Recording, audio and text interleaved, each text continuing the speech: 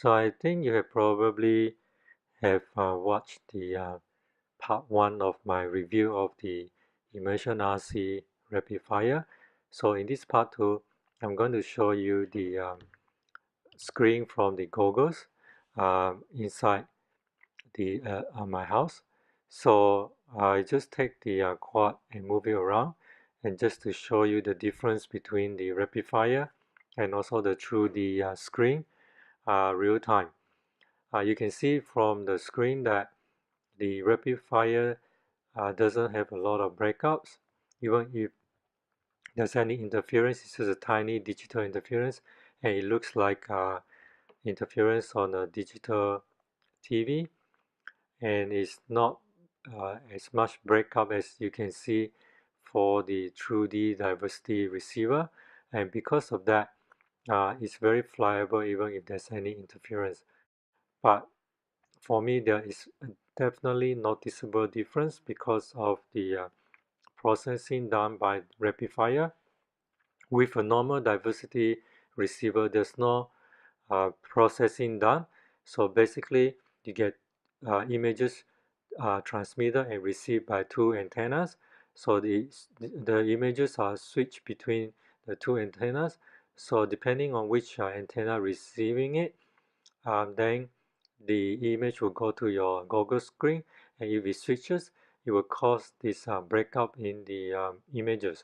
So it will go across the screen, and sometimes if the breakup is terrible, it's basically unflyable, especially with this tiny hawk. But anyway, with Rapidfire, the images get processed before it actually gets to your screen. So I think the processor can also enhance the image. It produces very clear and basically interference-free images. If there's any interference, it's basically just noise screen. So go and buy the ImmersionRC Rapidfire, whether you're flying bando or just standard flying, you will not regret it because the pictures that you get is very clear, and you get a lot of confidence flying it no matter where you go and how you fly. So here I'm using two omnidirectional antenna.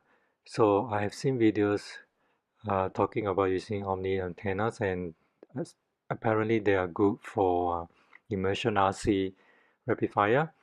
So I'm using this in a location where it is an underground car park, and I'm behind a wall under some stainless steel piping.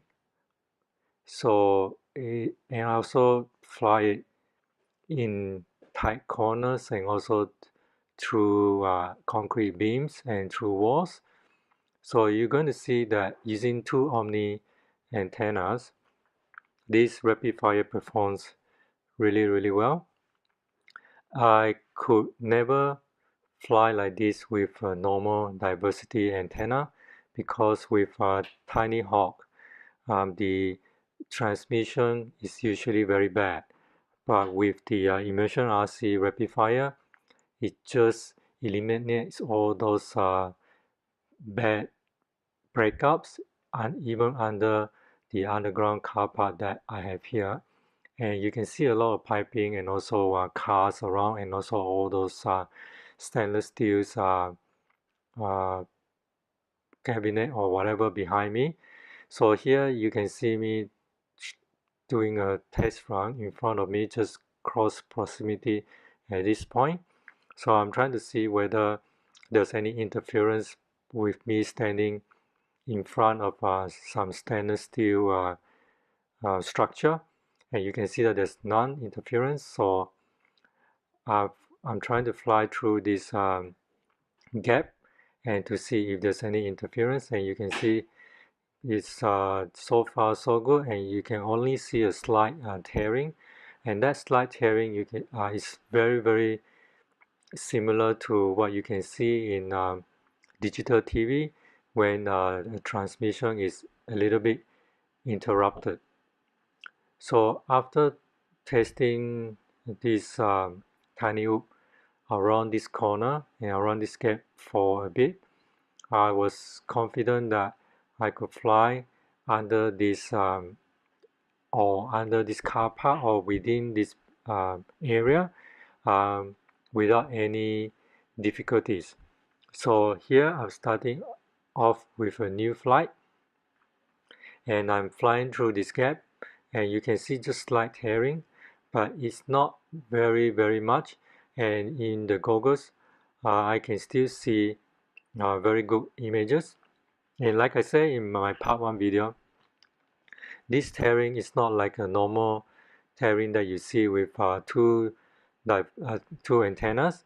It doesn't tear across the screen, as I have mentioned in the first part of this video, that the image is actually processed through some kind of a processor, whether it's hardware or software in Rapidfire.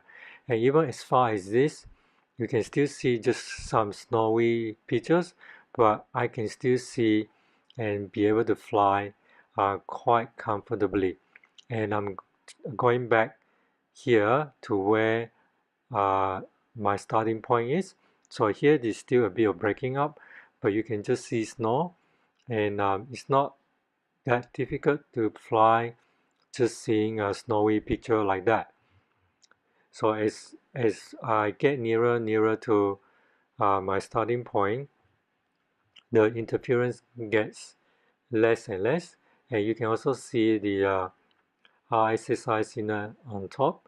They're just quite strong. So in terms of the sensitivity of this receiver, it's actually very good. It's much better than the standard True D diversity receiver. Here, because the lights automatically turn off, so I have to go back to a position where I can just turn on the lights again. And I'm flying off again here to in a normal situation where I normally would just go around this beam. And because I'm still behind the wall, I'm trying to see whether there's a lot of interference, but I can tell you there's not much interference. You can see a very clear picture even with those tiny tear across the screen, or just tiny tear be underneath the video. It doesn't really affect this picture very much. Like I mentioned earlier, this is very much like looking at a DVR recording, and it's so clear. So in the next part of this video, I'm going to show you test flight using the Rapidfire and also the standard omnidirectional antenna and also the patch antenna. So here I'm just using my standard omnidirectional and patch antenna. So I'm standing at the normal location with some steel piping above me and also steel piping behind me. So I'm just trying to fly as fast as I can, and up to this section of the building, normally I will get a lot of interference with the Tiny Hawk and with a standard diversity receiver. But with this Rapidfire, I can still fly because I can see snowy picture but no breakup. So in that sense, this is very much different to a normal diversity antenna, and I'm trying to go behind a wall and also through corners and see whether there is any interference here. But you can see there's not much interference. This DVR recording is very much like what I could see in the goggles.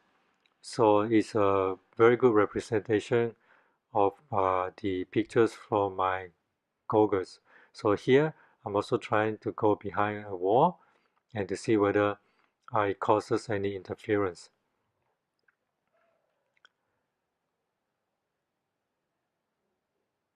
And I'm just flying around here as per standard, and you can see there's not much interference with direct line of sight. And after the end of this flight, you're going to see a separate video, which is also flying as a normal flight in my underground location. So here I'm trying to see if I can get any interference by going around corners and behind walls, and again it proves that there's not much interference produced by Rapidfire. Even if there's any interference, if there's any very bad interference, it only causes snowy picture to be in front of your goggle screen, and that is still very much flyable. Even the breakup, as you can see just then, is only very minor. So anyway, hope you enjoy the rest of this video.